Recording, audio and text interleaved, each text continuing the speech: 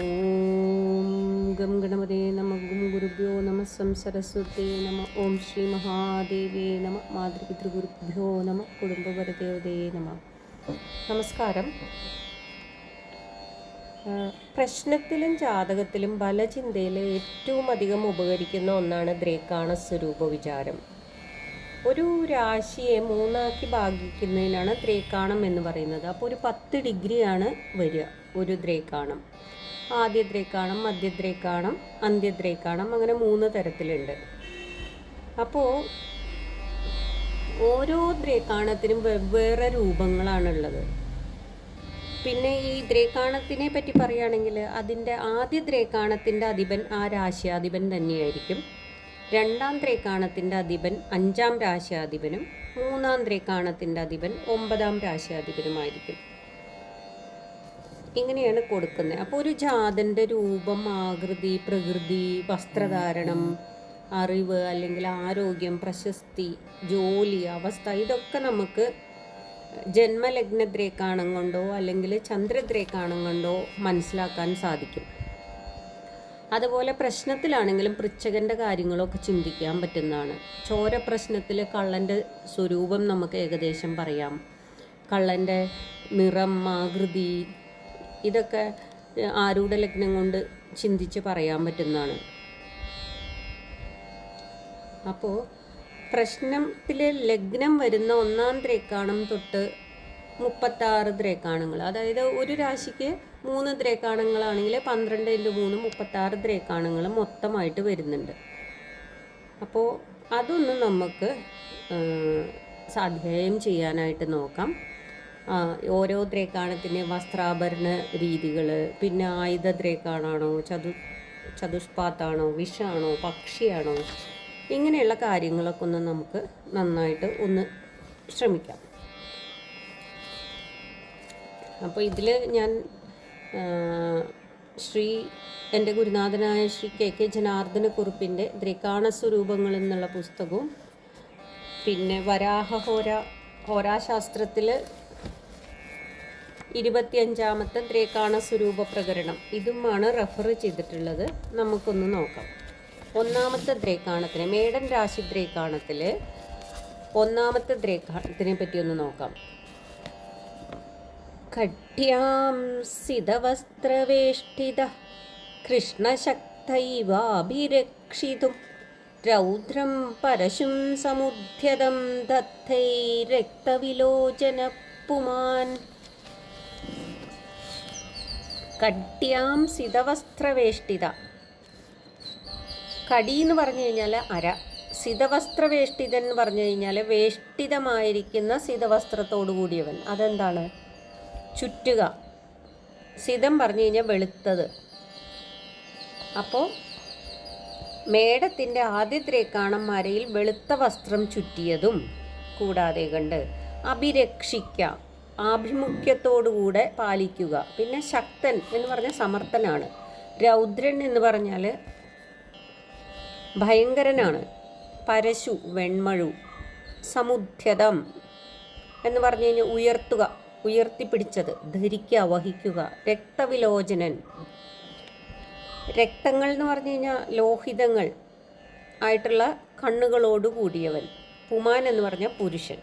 അപ്പോൾ ഇതിലെന്താ പറയുന്നത്? മേടത്തിൻ്റെ ആദ്യ ദ്രേക്കാണം അരയിൽ വെളുത്ത വസ്ത്രം ചുറ്റിയും കറുത്ത നിറമായും രക്ഷിപ്പാനായിക്കൊണ്ട് സമർത്ഥനവും. ആരെയോ രക്ഷിക്കാൻ വേണ്ടിയിട്ടാണ് മഴു കയ്യിൽ പിടിച്ചിട്ടുള്ളത്, അല്ലാതെ ഹിംസയ്ക്ക് വേണ്ടിയിട്ടില്ല. അത് പ്രത്യേകം ശ്രദ്ധിക്കണം. മേടം 1ാം രാശി ദ്രേക്കാണം.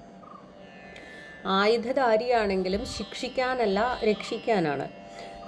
രക്ഷിപ്പാനായിക്കൊണ്ട് സമർത്ഥനോ എന്ന് തോന്നുമാറായും ഭയങ്കരനായും രക്തങ്ങളായിരിക്കുന്ന കണ്ണുകളോടുകൂടിയവനായും ഉയർത്തിപ്പിടിച്ചിരിക്കുന്ന വെൺമഴുവോടുകൂടിയവനുമായിരിക്കുന്ന ഒരു പുരുഷൻ്റെ ആകൃതി പോലെ ഇരിക്കുന്ന ആകൃതിയോടുകൂടിയതാകുന്നു. അപ്പോൾ അരയിൽ വെള്ളവസ്ത്ര ചുറ്റിയേക്കണേ, കറുത്ത നിറാണുള്ളത്.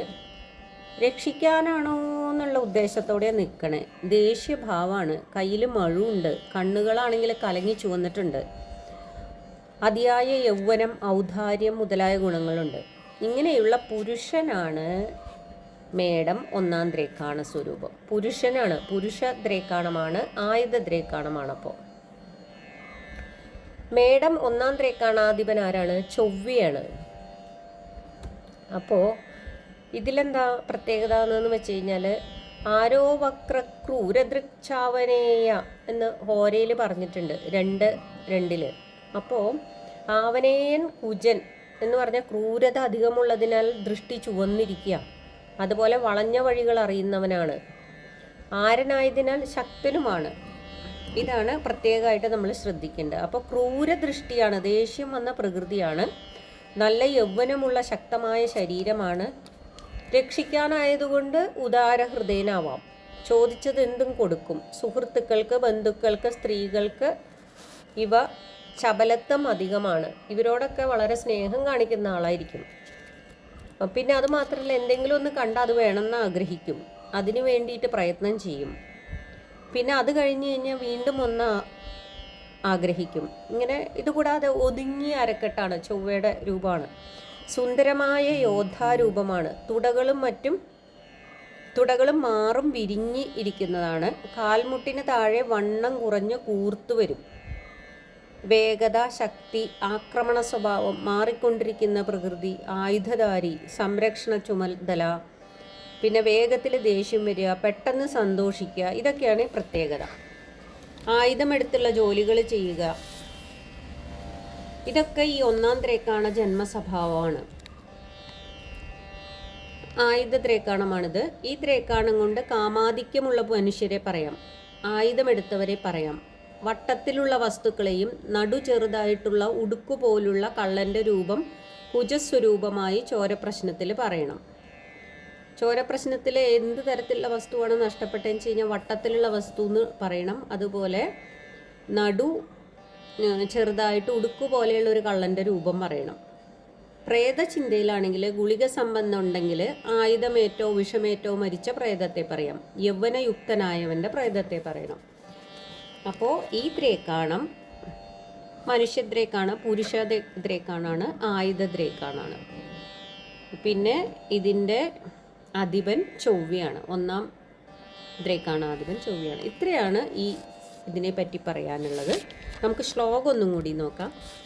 ഖട്യാംസിതവസ്ത്രവേഷ്ഠിത കൃഷ്ണശക്തൈവാഭിരക്ഷിതും രൗദ്രം പരശും സമുദ്ധ്യതം ദത്തൈ രക്തവിലോചനപുമാൻ. ഓം സർവത്ര ദേവീ നാമസങ്കീർത്തനം. ഓം ശ്രീ മഹാദേവേ നമഃ. അടുത്ത